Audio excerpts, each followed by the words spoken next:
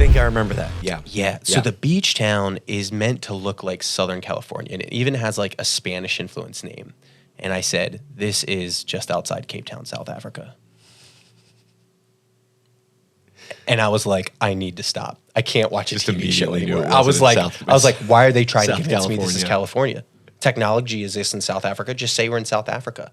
And I don't know why it bugged me so much, but it did. And I was like, I need to stop playing.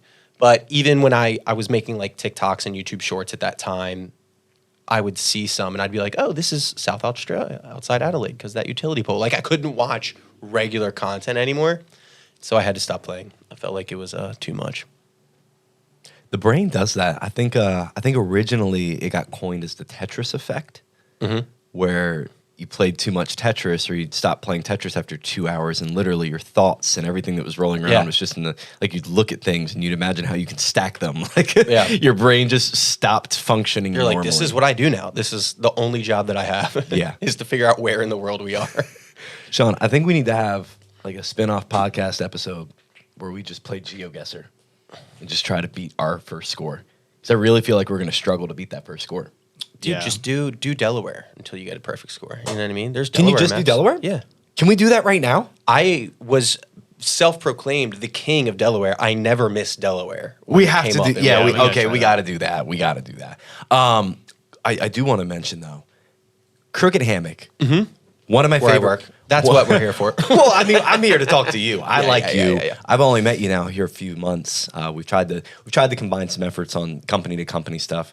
It's really been on me and our schedule of making things happen. But you do an incredible job in brand management as well as the co-marketing efforts you're doing with other influencers. You're getting other companies involved. You're not creating the culture, but you're sustaining and growing the culture in what you're doing through social media and marketing. You're making everyone more proud to work for and be a part of and go to and be regulars at a restaurant like the Crooked Hammock. And I think like La Vida, correct, all their restaurants for the most part are kind of fitting a similar mold in trying to really build a culture around the dining experience. Yeah. So I wasn't done complimenting you. Oh, keep going. So. give me more. But your personality and your responsibility in that. There's a lot of responsibility in how a brand is recognized amongst the public. And we've had conversations where basically you took over two people's jobs you weren't even really expecting to. And in doing so, I mean, you've done a fantastic job, dude. From the outside looking in, you guys are doing great. And I want to know from your perspective, is this something you always saw yourself doing? Or were you just going to be the GeoGuessr king? I mean, not really. I think, I like challenges. I grew up on a working mini horse and pony farm. So like, I feel like I'm thinking about how old boomers will be like, young people don't want to work nowadays. But I've never been afraid of labor. That sounds like the beginning of our clip for 11 minutes where we just sit and talk about I've never been afraid of labor and working hard. I like to work hard at things. So like, and the GeoGuessr thing's an example. It was a thing I did for fun, and then I just started. But not to cut you off, that's exactly what and we won't just label boomer, but that's exactly what someone who maybe is a little bit on the older side of things, that maybe is ignorant toward the reality of things, and say, because you put that kind of time into something like that you're silly, you're young, you're dumb, you're wasting your time, and those are the same exact people who would watch that same program at 8:30 every single night, or read that magazine for 2 hours. It's always been the same thing. Yeah. Or reading the newspaper on Sunday morning back to front. Like, it's the same thing. You're consuming content, you're consuming media, you're consuming entertainment. Yep. It's just better now, frankly. Yeah. But the work aspect, go back into that, because that's huge. Well, so I was going to say, I think what's interesting is, and I get this comment a lot from people where I think it naturally appeals me to smaller businesses. And like for La Vida Hospitality and Crooked Hammock, the restaurants that we're affiliated with are brew pubs. Like, yeah, we have 3 locations stretching from Middletown, Delaware to North Myrtle Beach, South Carolina, but we are truly a small business organization. Like every day is not the same. You got to pull up your sleeves and learn things you've never learned before, do things you've never done. And that's always like an exciting thing to do. It often comes with frustrations, which is like, not knowing what's next, not having a feeling of expertise in particular tasks. But I think I'm just like naturally gravitated towards that. I've worked for very large companies in the past for sales, and I never really liked the robotic nature of some of the jobs that I had. And I think it's probably a reflection of why this job appeals to me so much is because I am learning. I'm working in a pretty close-knit group with those people. And the cool thing about Cricket Hammock Brewery that I like and the owners is they do want to be a lifestyle brand. Their goal isn't to be some huge chain restaurant. The reality is we feel blessed that, like, privileged that we've built these businesses that people keep coming to and we're able to grow. That is the goal of owning any business, is to grow and scale your product. Yeah. But it's cool because they focus a lot more on kind of the brand is like such a generic like industry term, but just the way people interact with their business, like the lifestyle matters. The community of it. Yeah. And I think for what I'm into, which is content and sales, that matters because it makes it much more authentic and organic, right? So one of the things that I think has been a great merriment is when I interviewed and came in, like I had a lot of questions and I was trying to learn, but my whole strategy around social media and content for businesses is there's one major pitfall small businesses traditionally make, which is they post what they want from a consumer. And so I'll just talk about the restaurant industry as a whole, but you'll often see, hey, we have this special, come get it. Hey, we have this new thing, you should come get it. That's not how people in their normal life post. And if they do, people tend to stop following and liking their stuff. Like as a person, if you're just posting like, hey, look at these photos of me like me, they're like, oh, this person just needs attention, right? They kind of see that psychology. But if you just take a step back and you say, hey, what do people want to see when they load up social media? It just changes the dynamic and it makes it way easier to like grow a page, interact with your guests online. And so I'm a huge believer in that. And they immediately were like, yes, that makes perfect sense. That's exactly what we want to do. So they give me and my team a lot of like leeway to say, hey, test some stuff out, see what you think works, post things that are just based on what people want to see in their feed. Because people don't want to see in their feed every day from all these businesses, hey, come get this, come get this, come get this, come get this. You follow a page because you're expecting value from that. It's totally free, social media. And so that's been the funnest part of the job is that we do have like a lot of leeway because again, they're like really trustworthy guys. Josh and Rich are the owners. I keep saying guys. I should mention their names probably. And they believe in the power of just like doing normal, cool stuff on the internet, which I like. Do you think the freedom around your position and kind of the safety you have to be in creative mode has made you better at what you're doing? I would hope so. I think in the same instances where you work in a small business, I still want to play it, I promise. you're definitely, you have a lot more voices involved. So it's like, you know, I feel responsible and I answer directly to like servers. You know what I mean? Even though I'm working on marketing and social media most of the time, it's like when they ask questions about what I do, I feel responsible to like explain to them and have answers. So I think there's a lot of freedom, but then the freedom invites a lot of like feedback. And so navigating through that and processing that is probably the most difficult part of my job because while I have a belief about things that work on social and I'm the one who's in the back end, like looking at analytics and being a nerd about it, a lot of people don't, and people have different things they like on social. So it's also understanding I'm representing this company that employs all these people. And like you said, they do want to be proud to work there and they do want to feel the brand. And they're not always going to resonate with the content. So it's definitely a tough balance to like be as creative as possible while trying to like not bother people that I work with every day. Yeah. That's been like the real new thing because the former breweries I worked for were regional breweries. I worked for a brewery outside Baltimore that was in like 18 states, and then I worked for a regional brewery in PA, but they didn't really have a tap room or restaurant. We're just slinging product onto shelves. Got it. So it was really easy because I didn't really have to answer to any of those people who are like the face of this page. But when, you know, we post videos or something fun and people come in and they're like, oh, I saw this on Instagram, like that server, it's now a part of their job. They have to interact with it. So it's been a weird dynamic where I still have that like creative freedom from the owners, but I feel responsible for every comment that comes back within those four walls. Yeah. Yeah, of course. Anything comment in the four walls or online or, you know, made behind closed doors, you kind of feel like you have some responsibility. Yeah. It's funny. I speaking loosely about one post that was kind of controversial. But for Valentine's Day last year, we did these like crooked hammock Valentine's Day cards. And I wanted them to slowly get more and more risque. And I wanted to have a banger at the end, right? No pun intended. No pun intended. I could see exactly why when the HR team was like, Yeah, and a couple of them are cute, but like the fourth one was a picture of Arnold Schwarzenegger, and it said, "I got a banana hammock for you." And we have a beer called Banana Hammock, very popular beer, people love it. I had him holding it, but he was in a Speedo flexing, So there was a little bit of innuendo there. That was the fourth one. A little bit. The fifth one was for there's a fifth one. Our number one selling to-go beer forever, South of Somewhere. And it said, "Let me go south to somewhere on you." And some people didn't like that. Some people said, "Why is my job posting oral sex jokes?" And I had conversations with the owners about it, and they were like, "Look, we are a brewery. We are a place for adults. Yeah, we are a place that's built with families in mind. Like, we have stuff for kids, but like, adults follow us. We want people 21 and older to follow us. We're going to make the joke sometimes." But there was a couple people who were like, "My mom saw that." And I was like, "Tell her it's funny. Tell her you liked it, and she should too. I don't know what to tell you." Let's do this real quick. I wanna get into this, and I also want to respect your busy lifestyle and day. Are we doing Delaware? We got to do Delaware. It's got to happen, and I want to do it the same way. I want to do one because if you're the king of Delaware, I want to set the precedent. I know a little bit about Delaware, so is my boy Sean. So how do we get there?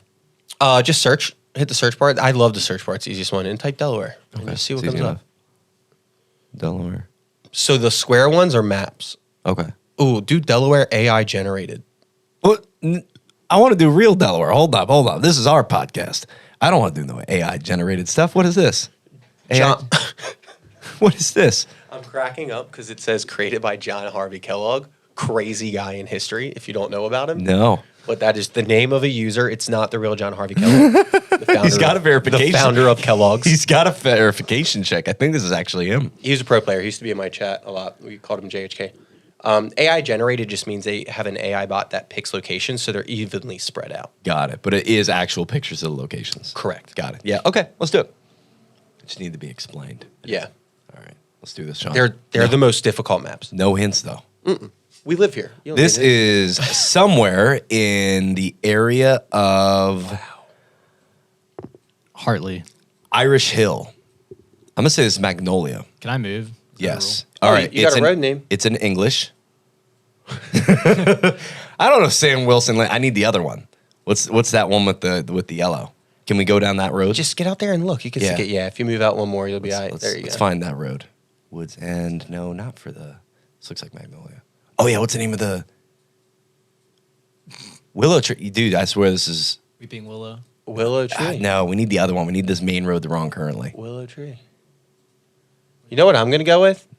I think it's Magnolia. I like Hartley. I really do. Yeah, it's somewhere between Dover and Harrington for That's sure. Evan's turn. What's this yellow? It has to be somewhere between. No, can you like sprint forward on this road until we get to like a main intersection or something like that? Somewhere that shows this road name. I'm still convinced we're in Magnolia. I just don't know where. We got 55 seconds to figure out. Whoa. It's okay. Just keep going. It's fine. What? What just Apparently, happened? I'm in another. This is clearly Magnolia. Yeah, that last picture. Sometimes the camera will hit like a leaf or something. It distorts the view. What do we got random here? Spots. What do we got here? Oh wait, I think I know. Wait, what's that? Doesn't that say that's gonna say a town on it? You sure would like it to. Kent County Kent County something. So we're in Kent County. All right, we got it. I'm sticking to my guns. So what do you think it is? I'm sticking to Magnolia. Magnolia. I think We have utilities I think this that run. is Harrington. Okay, your call. I think it's Harrington Do it. or Lincoln. Oh God. I like Lincoln more than Harrington. I like sticking around Route 1 in this one. My whole family's from Harrington. I'm gonna say. I like right where you're at as a secondary to Magnolia. That was my second guess is that area. That's Magnolia. Oh, you're right. Dang. Throw out That to is Potomac. not. Man. Might actually be south to over a little creek, but yeah. All right, let's do the next one. All right. Let's see. We got this. We've converted another user. Blacksmith GeoGuessr, shop. I want my think we premiums. are also in Harrington right now. I think we're. yeah. I Near think the we are Maryland right. border. Yeah, we're near the Maryland border right here. I think Blacksmith. I think I've driven on this Blacksmith shop runs through Harrington. So pull up the map real quick. Zoom in on Harrington. and go toward right there. Yep, and go toward the out there. It's like right where that Mespillion 100 is to the left, or where you see where. Right here. Yeah, I believe that. Farther out. Go closer toward the. Yep. Pop it right where perfect finish powder coating is. Somewhere in that range. Let's see.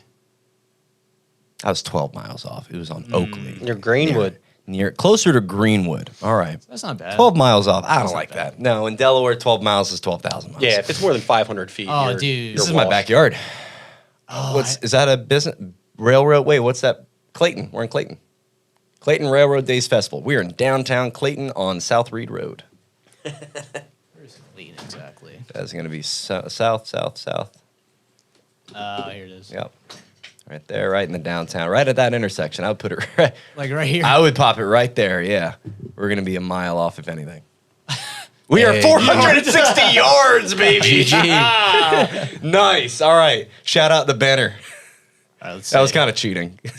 Yeah. Ooh. All right. What do we got? Wait. Guys, I think it's someone's house. Wait, go back to that. I think this is Harrington. Oh, wait. Actually, I think I know exactly where this is. Oh, we got a sign in front of us. Can we go to that intersection? If it'll. There we go. Oh, Oh, we flew by the ears. Wait. You can click the little white arrows in Yeah. the road too. yeah. Pew, pew. This is trippy. Yeah, we're not getting any closer. Deer to Forest Road. I think this is. In Delaware ain't all the forest, Deer Forest. I think it's Harrington. All right. I don't know no Deer Forest Road. Where that at? Deer Forest. Whiteley Bird. Where is it? It's a very Alabama accent you have there for Delawareans. Yeah, sometimes we gotta switch it up. You know what I mean? Sound Gotta like, sound like keep 'em on their Morgan toes. Wallen. not Gotta Guy keep 'em on their Fieri. toes. Hey, don't compare me to that guy. That guy sucks. Deer Forest. Oh, dude. I know exactly where this is. Go with your guess. Wait, there's another road sign. Can you see what that one says just to confirm? Chaplin's Chapel. That makes sense. That seems like something a chaplain would have. Go with your guess. I'm going to say, like, right here. Okay. And just see what happens. I would have said a little bit more south. Okay. Not that far south, though. Wouldn't have gone to Bridgeville. Pretty close to the last one. Both Yeah. right outside Greenwood. All right, we got one more? Leaves. New Ark. Last more. Oh, We made. Yeah, we got the railroad. There's a railroad bridge. Oh, can we go back a little bit? There's a bridge. We got railroad. This is northwest North Delaware. Wilmington. Yeah, northwest Delaware. We got. Oh, is that a stream on the left? It's beautiful. Wait, go to the left. Can you go back to one more and Wait, then look over? Is Delaware kind of cute? Yeah, that looks like a little babbling brook. We near White Clay? Is God coming down from the north? Trail. So cute. Yeah, that's a nice little spot. It's a nice little. I'm gonna go White Clay. I definitely think it's north. That's for sure. Yeah, I would go above Pike Creek. Yeah, right there where it says. Why White- am I hoping it's like randomly like So Virginia? Scroll in. See that little road that leads up to White Clay Park? Little left down. There's a little left down.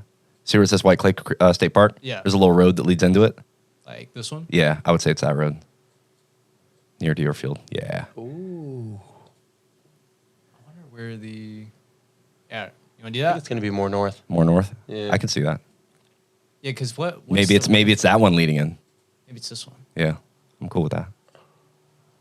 Wow. 6 miles off. Ashland. Ashland. Yup. We were a major highway up. What's our results? What are people getting on this? It was Creek Road.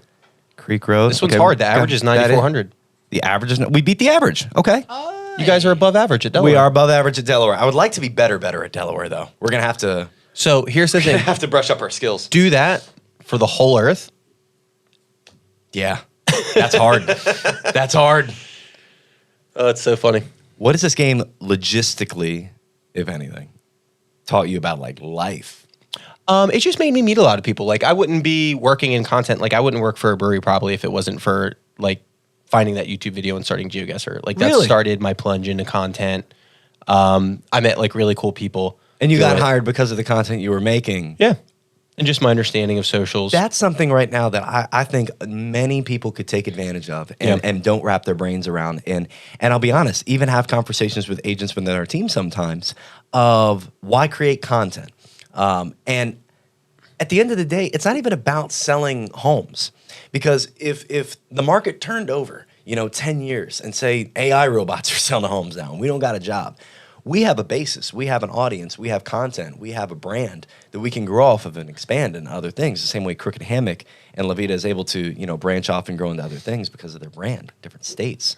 And I love that because that's such a great, very open path that is open in 2024 and beyond of get good at something behind closed doors for yourself in the dark and just do it for the passion of it and do it for the love of it and do it because there's something behind this. If you finally just crack that rock one too many times, something's going to open up, whether it be you start getting paid to be a GeoGuessr streamer or some other influencer pops up and says, hey, I want you to be the person that helps document and edit my stuff. And you can now be the behind the scenes guy. Or like you get hired by a company. And I think more and more companies, more and more businesses, especially small businesses who are more boots on ground and get the importance of social media are going to understand quicker and quicker that they aren't capable in some cases of just because of time, a lot of times. Yeah. To do what's needed on social media for it to succeed. And they're going to look at people like you. And they're going to look at the people who have been honing their craft and sharpening their sword, ready for the moment. And I don't think a lot of people get the fact that content creation is a legitimate, very legitimate, has been legitimate profession and will continue to be a skill. And I think a more, not average, that's the wrong word, but household type name job to be and to go after and say, I want to be a content creator and with the understanding of you're not going out there to, be your own person necessarily. It may be what it could be, but ultimately you're developing a skill that can be hired for, that someone's going to need, that especially the old heads with the money that don't know how to do it need. And right now there's 16-year-olds who know a shit ton more about social media and what's going on and what's trending and what would really connect than I do at 30. And that's with somebody who was raised with social media and is in depth in it. Yeah. And so I love that. And is that where you want to position yourself long term? That's my question is are you in the commercial social media content space for the long term, or do you see yourself getting into a world something different? So I mean, my long-term goal is just to own my own revenue stream and schedule. So I want to own my own business. My dad was an entrepreneur. What do you do? My mom worked for the state of Delaware for 25 years in Dover. What up? Okay. But she retired at 43, and that's when she started doing the horse thing. So she's an entrepreneur as well. What'd your dad do? So he currently runs a commercial real estate consultancy. Nice. He used to work in Harley Davidson. He worked in finance. So he worked in the public finance sector for Delaware for a while, got into Mike's Famous Harley up in Newcastle for a while, and then worked for another dealer network, but managing finances, and acting sales training, stuff like that. And now does his own consultancy agency. So that's just my goal. And yeah, content's just a huge marketing tool. You guys, I'm going to ask you this question, and I think you're going to say no, but I'm going to tell you you're wrong. And when I show you who it is, I can show you after this. Sure. You're going to know exactly who it is. Do you know who Sam Bucha on TikTok is? Sam Bucha. Yeah. I guarantee I might know. You've seen his probably. videos. Yeah, it's one of those cases. Yeah, I've probably seen his videos. So he was a guy who GeoGuessr streamed on Twitch. We're kind of buddies. And when he started out, I found him when he was averaging maybe 35 viewers on Twitch. He now has 2.1 million on TikTok. Wow. 2.3 million on YouTube. And he's a perfect example of somebody who he worked in finance too, wanted to do his own thing and found his way in content to just leverage his personal brand forward and move forward in life. I had a point to bringing him up because there was something he did and I just lost it because I'm just thinking about while you bring that back up to the front for yourself. Look it up if you got to. What did he do? That's the side though that I got it. Go ahead. No, so I was going to say his whole thing too was he started doing content and liked it. So he's in the infancy of his own startup, which he probably doesn't want me to give too much detail to. Sure, you don't. But because he is into finance and into content, he's building a platform around connecting content creators of what we call scaling size, which is most of your creators under 100K, rapidly growing accounts, and connecting them with brands or people that they can continue to build their platform and that's a whole nother path you can take in the social media world. But he's a perfect example to me too, where it's he was just a guy on the internet. I say kid, but he was 25 years old, so it's a kid to me because I'm an old man. but got on the internet and he found his way through content. And the reality is that it's just a marketing vessel. And I'm fascinated by him too, because he looks like somebody who lives completely online. Doesn't. It's purely a business. His personal life, his personal pages are like not a thing. Like when he's offline, he's offline. He spends time with his family, he spends time with his girlfriend. And so I think there's like a lot of misconception when people work in social media, and I get this all the time. They're like, oh, your socials must be awesome. My personal socials are dead. I never use them. I do that at work, and then I go home and I play video games with my girlfriend. I read books. I hang out with our dog. He's like a perfect example of like, it is truly a business platform. And it's because it's the only thing that you can market to the entire planet right away. One of the insights he gave me with his TikTok and YouTube was that on YouTube Shorts, about 12% of his viewers are from India. So all of his content's monetizable. If he were working in a four-wall premise here, like international shipping, all those logistics is difficult. Uploading to YouTube's easy. A lot of Asian countries use YouTube and watch American YouTube for like learning English, learning about America. And so his whole shtick was he started doing like, did you know, fun fact. So they were like just simple educational things because he liked to learn things. But so he built a global audience just from making content. You can't do that with any brick and mortar industry. You cannot scale to a global audience right away. And you can do that with without millions and millions and millions of 30 to second videos if you just grind. If you dedicate to, I'm going to make 7 videos a week for a year, you're going to go from 0 to 100K, $1 million. So I don't want to end on such a bombshell kind of a question, but do you see an issue? And I heard this debate, and I see it as a possible issue. When you look at the landscape right now of anyone moving through school, getting through college, it was just announced that like more than 50% of companies will relieve the need for a bachelor's degree. The essay don't see it's needed. Do you see more and more people leaning that direction of, I want to run a business, I want passive income, I want to be a creator, I want to be an influencer, you name it.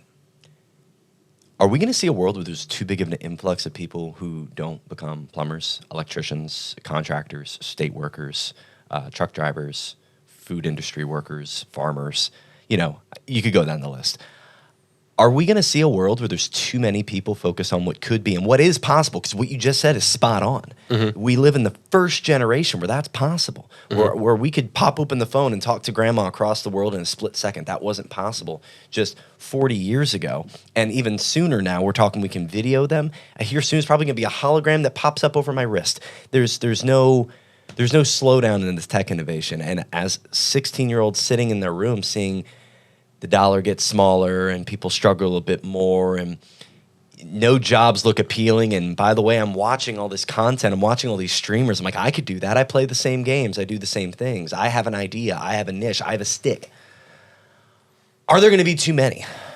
So I'm definitely not educated in this stuff and don't know it. But I think about my goal and it's almost just, what is it? The workforce landscape and infrastructure we're in, right? And so I think anything people want to do for work is economic. I think so few people get to work for a passion. Yeah, sure. Like I like doing content. I still do it for a business, right? Learning how to market and sell effectively can ultimately lead me to leverage or own my own brand. Sure. But I think that's just, I don't know if that's a reflection of all these tools. I think it's a reflection of like the current workforce economy. I am a big, like wealth inequality in this country is bizarrely insane. And it's mostly been fueled by corporations for the past 25 years. I think one of the issues with a lot of people wanting to do this is they're trying to escape what the economic and corporate workforce structure has become in America. There's no real way to have like big dreams or big hopes like you could in 1994. Financially for your job. You know what I mean? But you're saying the person who's looking at it would think of getting into that workforce that they don't like if the dollar amount was correct. Yeah, I think the risk of ownership is becoming less than the risk of staying in the workforce and never growing financially to where you want to be.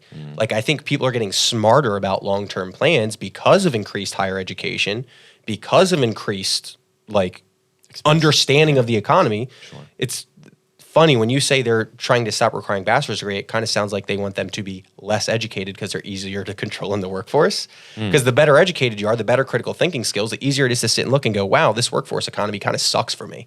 But is college and critical thinking really the two, are they really synonymous? I don't know if, like, not 100% of the time, but most of the time. Everything's on a spectrum. I got thrown out of college. So. Yeah, I quit college too. I don't think it's essential, but I think when you look at a lot of data and like a lot of studies, the further you go education-wise, the better you tend to be at those things. Sure. Yeah, especially if you're majoring in something that's just a specific numbers to, like you said, and if you can line up your passion with your education, with how you make your income, you can line all three of those up, you're golden. And personally, I would like my surgeon to have a degree and also just slightly enjoy it. Yeah, I swear by this. Do you know the cartoon The Oatmeal? No. So it's an online cartoon. It's called The Oatmeal. We'll end on this too. Go ahead. This is a really good one. Yeah. So this is just the thing I truly believe in. But when you talk about passion, I think like in the 2000s, there was a lot of, like, the economy was booming. Our parents were printing money, dude. Stock market on fire. They couldn't lose. And so a lot of parents were able to give these kids these worlds where you can be anything, you can do anything you want. You can be happy, like everyone's so happy. There's a comic for The Oatmeal that's called I'm Not Happy, I'm Interested. And so it goes through this thing where it's like people all the time ask me if I'm happy. No, I'm not always happy, but I'm interested. I'm interested in learning about the world. I'm interested in accomplishing my goals. I'm interested in doing things. I don't have to be happy all the time. Life isn't about achieving some broad spectrum of happiness, but it is about staying interested and engaged in what you're doing. I'm like a huge believer in that exact mindset. Yeah. Because I think if you work hard at something, again, sometimes it's going to be frustrating, it's going to be hard, and you might like run into roadblocks. It's not getting shut down by those things, right? It's keeping going, staying interested. And I think, like, when you're talking about with the workforce for all these kids, if they're going to go to college and come out, if people can just stay interested in growing, they're going to be happy. Because it's just like, that's so much more rewarding. In the trenches, you may not feel happy. Like, you think NFL players in practice, when they're getting screamed at by dudes who obviously can't play the position anymore, are happy? No, but when they go out and they win the game, it feels great. I think it's the same thing. You just kind of got to bring that mindset to what you do, whatever it is. And I think, like, entrepreneurship is just, it's the hardest work, but it's the most freedom. You're in control of your destiny. And it's the pro and the con of it. Yeah, like the control over your life just feels so good. And so many people trade that control for the finances. They'll make 42 grand a year in income running a business. Yeah. but they'll take the freedom. Yeah. I hear you. I think it's just, I don't know, man. The economy's just so wild. I don't know what people can do. It is a wild time. I'm getting stressed thinking about it. Let's stop talking about it. You're a great man. I'm like, money's Appreciate hard. you. Jesus, dude. Appreciate you, brother. Yeah. We'll get back on. And if anyone doesn't know where to reach you, where can they get with you? Oh, dude, just follow Crooked Hammock Brewery, your local brew pub, proudly staffing and supporting our local communities and their people. Yes, sir. Just like treat yourself sometimes. Life's short. Josh Grabsky, our owner, loves to say this. He just says, enjoy the ride, man. Whatever you're doing, enjoy it. Hell yeah. Just make the most of it. My guy. Cheers, Appreciate guys. you, dude. Cheers. Okay. More GeoGuessr?